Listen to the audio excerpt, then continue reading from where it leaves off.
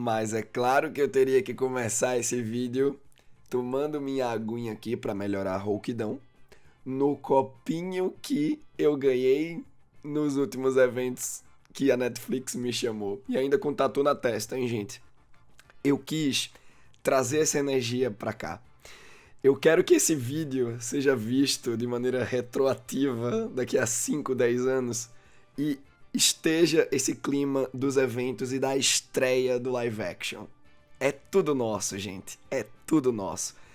Eu tava muito mergulhado nesse processo do live action. Queria muito agradecer os convites que a Netflix me fez. E agora é tudo nosso. Porque a gente vai poder debater. É por isso que eu trouxe o primeiro vídeo aqui no YouTube em plena quinta.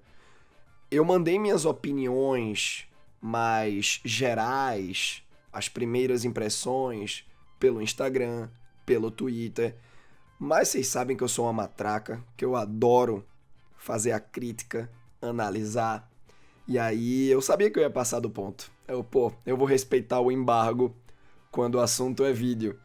Mas o momento chegou, gente. E vamos falar aí, tomando como base o primeiro episódio. Eu só assisti o primeiro episódio. E aí, ô Netinha, na próxima eu quero tudinho, hein? Aqui a gente leu One Piece há 20 anos. Cria conteúdo há 11 anos. Então, ó, a gente é profissional, respeita o embargo. Segunda temporada, ó, tô de olho, hein? Mas, ó, queria muito agradecer a Netflix, gente. Eles tiveram uma grande confiança no meu trabalho e eu me sinto muito honrado por ter feito parte disso. Viver o live action. E eu recebi um convite para a primeiríssima sessão em São Paulo. Foi uma sessão muito gostosa. Queria muito agradecer os amigos que estavam lá. O Fábio foi um fofo comigo, o Fábio Gomes do Entre Migas, o Bruno Frix, a GG, novos amigos que eu fiz. Teve mesinha com comida, com café da manhã, lá em Alphaville, no QG mesmo da Netflix. Todo mundo da equipe foi carinhoso comigo, me trataram muito bem, me chamaram de nosso Luffy. Muito obrigado a vocês, tá? É um prazer inenarrável ter passado por tantas emoções. E nessa primeira sessão de São Paulo, eu chorei. Eu chorei várias vezes no episódio, e não porque o episódio foi emocionante, teve alguma cena tocante. Não é só isso. É você finalmente notar que tomou forma. O live action tomou forma. E ali naquela sequência inicial do Gold Roger, quando terminou, eu fiquei pensando. Eu falei que leio One Piece há 20 anos, né? E eu lembro das sensações que eu tive. E me emocionou muito saber que tantas pessoas novas vão conhecer o One Piece por esse live action, por esse episódio. Então eu fiquei muito tocado.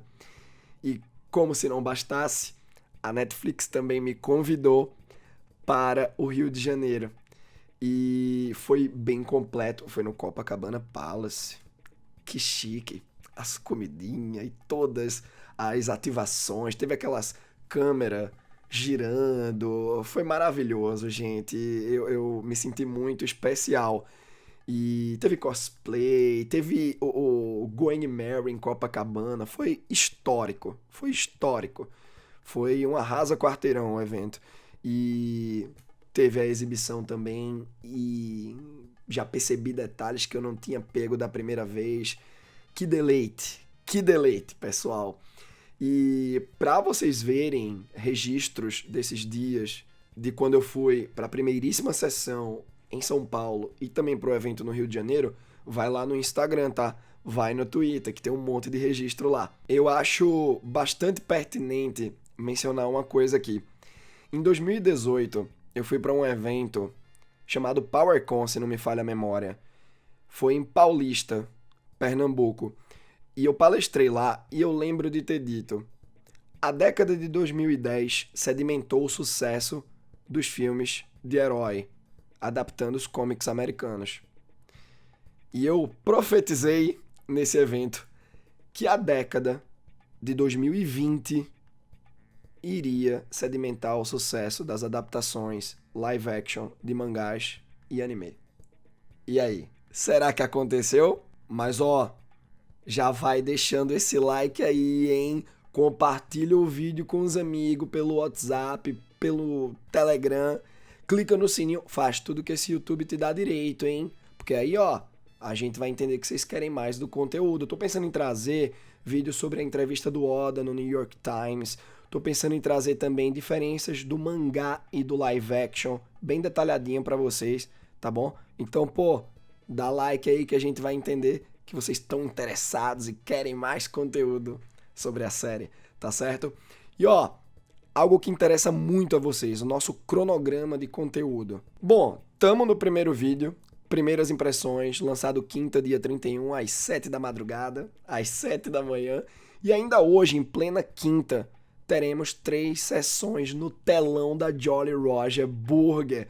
Pois é, gente, foi um projeto que eu montei ao lado deles e teremos sessões às 2h30 da tarde, 4 da tarde e 5h30 da tarde pra gente ver junto. Eu quero proporcionar pra vocês essa experiência de ver no telão e a gente vai ver, tá bom? E aí vocês vão empolgados pra casa pra ver o resto. É só o episódio 1. E aí na sexta é quando começam a chegar as nossas análises. 4 vídeos, cada vídeo para pares de episódio, já que, a grosso modo, cada 2 episódios adapta um arco do mangá, beleza? Então, sexta e sábado, 18 e 20 horas da noite, tá bom? Não tem erro. Sexta, 18 horas, vídeo 1 com os episódios 1 e 2. Sexta, 20 horas, segundo vídeo com os episódios 3 e 4. Sábado, 18 horas, terceiro vídeo com os episódios 5 e 6. E sábado, 20 horas, vai ter o quarto vídeo com os episódios 7 e 8. Lembrando que no sábado, às 6h30, enquanto esses últimos vídeos forem sendo lançados, eu vou abrir uma live na Twitch, 6h30, pra gente conversar sobre o live action. Vocês me perguntarem tudo que vocês quiserem sobre os eventos da Netflix em São Paulo e no Rio de Janeiro, sobre a série, expectativas para a segunda temporada, tudo que vocês quiserem a gente vai conversar, beleza? E no domingo vai ter o Oden, que é o nosso podcast sobre a primeira temporada completa do live action de One Piece. Então já assina esse podcast, tá aí na descrição. Bom, mas vamos devagar sobre o live action. Novamente, tomando apenas o primeiro episódio como base, tá, gente? Então, primeiro vamos falar de uma maneira geral. A capacidade de síntese desse live action é muito boa, gente.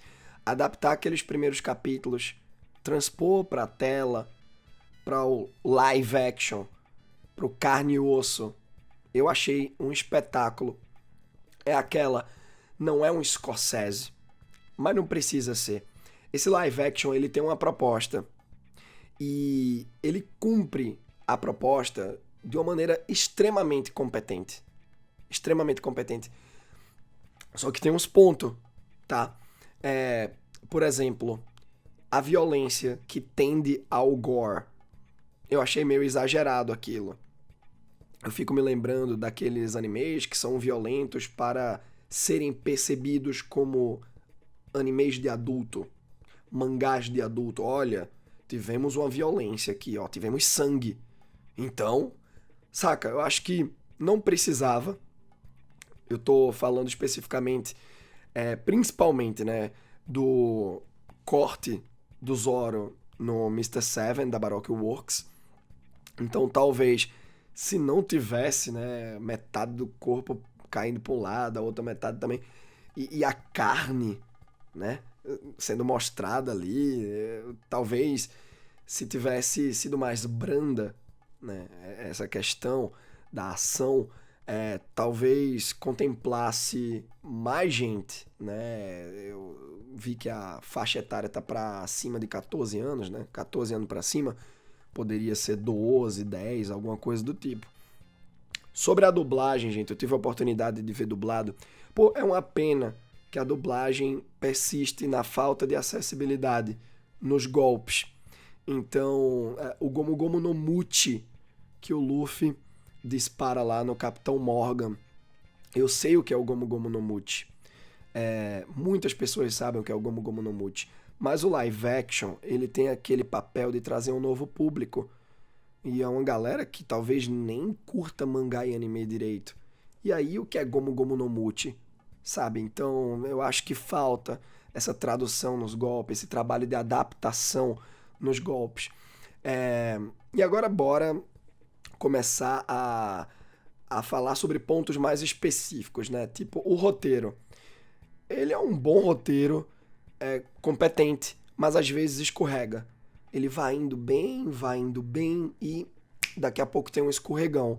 Tipo, o Zoro, ele topa ser preso só pela recompensa que ele vai ganhar. E aí, 2 centavos de conversa depois com o Luffy, ele topa ser solto, sabe? Então, eu acho que ficou um pouco perdido. E por falar em perdido, o Kobe ficou totalmente perdido no clímax de Shellstown, né? Quando eles estão lutando ali. Eu sei que todo o roteiro, a direção também quis mostrar ali os caminhos que convergiram. Caminhos esses do Luffy, do Zoro e da Nami. Então o trio tá ali lado a lado, enfrentando os marinheiros. Mas o Kobe poderia estar ali também, sabe? A direção do live action, ela é muito boa. E apesar de não ser o ponto mais alto que eu tenho para enaltecer aqui, é uma direção que ela é todo o fio condutor pro produto final ser excelente. E sobre a fotografia, eu acredito que ela realmente não se destaca. A gente já estava percebendo isso pelos trailers, mas ela complementa bem, principalmente, o trabalho de direção. Então, sabe, quando você começa a ver que algo tá pecando, mas se complementa bem e aquilo que eu falo do produto final ser extremamente competente. As atuações, eu acho que é um ponto importante da gente falar. Definitivamente são atores, né? O Iñaki Godoy, por exemplo, gente, eu acho ele às vezes meio duro. Sabe quando você lembra que é adaptação especificamente de um mangá? É tipo isso. Você nota uns trejeitos dele, assim, de mover o corpo, mas é impressionante como ele tem aquela essência do Luffy. No Tudum, eu tive a oportunidade de conversar com o Iñaki Godoy e ele me fez uma pergunta: o que é que você mais gosta no Luffy? E eu falei o fato dele ser um sonhador. E o Iñaki Godoy disse: eu vou honrar isso. E quando ele disse que ia honrar isso especificamente, gente, todo o Luffy é sonhos e pulsão. E isso tá na essência da interpretação dele. Então, o Iñaki Godoy tá arrasando, apesar de alguns pontinhos a gente ressaltar aqui. O McKennie, por exemplo, ele é uma constante, né? Você não vê muitas nuances no McKennie. E eu acredito que tudo isso que eu tô falando aqui possa ser corrigido com o passar dos episódios, tá? Sobre figurino, eu tô achando muito bom o figurino. Muito bom. As escolhas e tal. Caramba, velho. Todo o trabalho, né? A direção de arte, sabe? A direção de arte é tipo os objetos espalhados, como tá toda a parada lá, né?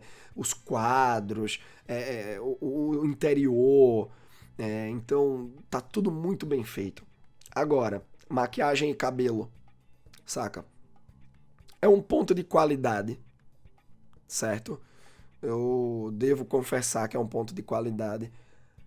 Porém, dá umas engasgadas, sabe? Tipo, você vê a indumentária do Morgan, mão de machado, cabelo, maquiagem e tal, pô, massa. Mas aí o Shanks, a Nami, você vê uma artificialidade ali. Então acho que faltou cuidado. Eu acredito que no caso da Emily Rudd, a Nami, tinha alguma coisa que ela não podia pintar o cabelo, né? Tipo o bigode do Henry Cavill, toda aquela bronca com a Liga da Justiça e pá. A montagem, nossa, gente, a montagem tá muito boa. As idas e vindas ao passado, mostrando o flashback do Luffy a conta-gotas. Nem acaba no primeiro episódio, o flashback do Luffy. As várias locações, mostra que veio, né? Olha só quanta coisa tem pra mostrar. Olha como o mundo é vasto. É o que o próprio Luffy diz. O horizonte à vista. Então você sente a aceleração, o crescendo do episódio e aquela sensação de aventura. Isso é muito legal. E tudo muito coeso, coerente. As legendas, um detalhezinho da pós-produção, as legendas ajudam muito a localizar, né? Os cartazes de procurado também, com seus respectivos valores. Você vê a Alvida com 5 milhões no começo do episódio e ele terminar com o Bug com 15 milhões, afastando o cartaz de procurado. Muito legal. Olha com que o Luffy tá se metendo. 15 milhões, né? E aí vamos pra um ponto assim que beira a perfeição pra mim no live action de One Piece, pra tudo que ele se propõe. A trilha sonora, a edição e a mixagem de som. Gente, dão o clima, sabe? E diante de tudo isso que eu tô falando, se uma coisa escorrega, se uma coisa tropeça, vem um outro ponto, uma outra característica do live action e levanta tudo e vai nessa profusão.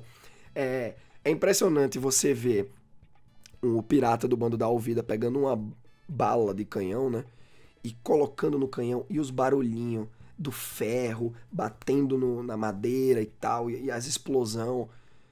Você sente carinho por esse trabalho de edição e mixagem de som. E a trilha sonora ela é muito empolgante. Toca um Bink no Sake ali de leve durante o flashback do Luffy, quando ele tá interagindo com o bando do Shanks. E eu fiquei muito encantado com essa trilha sonora. Os efeitos visuais, hein? Desde o primeiro teaser ali no Tudum, que a gente conseguiu perceber que estava excelente. A grande preocupação do pessoal era com as habilidades do Luffy, do fruto do diabo do Luffy. Toda a técnica, toda a habilidade dele esticar. E tá tudo excelente, velho. É impressionante quando ele estica a bochecha, que você vê que é uma parte, né, do corpo que já tem um tecido mais com menos camada, né? Um outro tipo de tecido que você vê a luz do sol entrando e eles conseguem pegar toda a maneira como a luz se comporta nesse local enquanto ele estica. Eu acho fantástico, fantástico. Ele esticando os seus braços também, as pernas. Então, é ágil, é engraçado. Esse é o Luffy, né? Então, eu curti muito os efeitos. E não só pro Luffy, as adições de figurantes ali, dando mais corpo, mais número a certas ocasiões, como quando os piratas ficam loucos porque o tesouro do Roger tá aí, todo mundo correndo e o Garp vendo aquilo. Muito legal. Os navios, as edificações, tudo que foi mexido ali nos efeitos visuais também. E também, né, gente? Os mecatrônicos, os Dendemushi. Que maravilha, velho. A gente sabe, né, que é uma série que tá sendo bem cara, quase 18 milhões por episódio. E o dinheiro tá fazendo valer, viu? Porque em cada aspecto eles estão sendo muito competentes e felizes. Esses Dendemushi é maravilhoso. Os cenários serem construídos, não ser fundo verde. Tem o fundo verde, tem o trabalho do fundo verde? Tem. Mas também tem os cenários construídos. Isso é essencial para você se sentir ali e não sentir aquela artificialidade, tá? Mas os golpes do Luffy, que é o principal que a gente tava com medo, ó, tá tudo bonito. À noite, à luz do dia, tá tudo muito bem feito. Fico impressionado. E eles conseguem aplicar um blur ali, né? Toda uma técnica para eles não mostrarem tudo da maneira mais clara possível. Olha os poros da perna do Luffy quando ele dá um chute. Não precisa disso. É ação, é rápido. Você não vai pegar um frame para ficar analisando a parada. E mesmo se você pegar, vai tá bom. Porque toda a movimentação tá boa. E é impressionante que eles devem ter devem não, os caras estudaram a movimentação, como é que seria a volta da borracha, né? Que tava meio malemolente depois de aplicar o golpe, e volta e pá, né? E como um chicote, né? Volta pro Luffy. Então, muito bom. Tem uma parada que eu diria que é um extra nessa análise que eu queria comentar, que é sobre os easter eggs, pessoal. Perigo! Easter eggs. É uma parada muito bacana, mas eu creio que precisa haver limite. Eu acho que nesse episódio tava ali no tom certo, tá? O que me preocupa são os fãs mais xiitas que vão começar a ter outros tipos de exigência para a série em relação a detalhes, aos próprios easter eggs e o que eles trazem, né?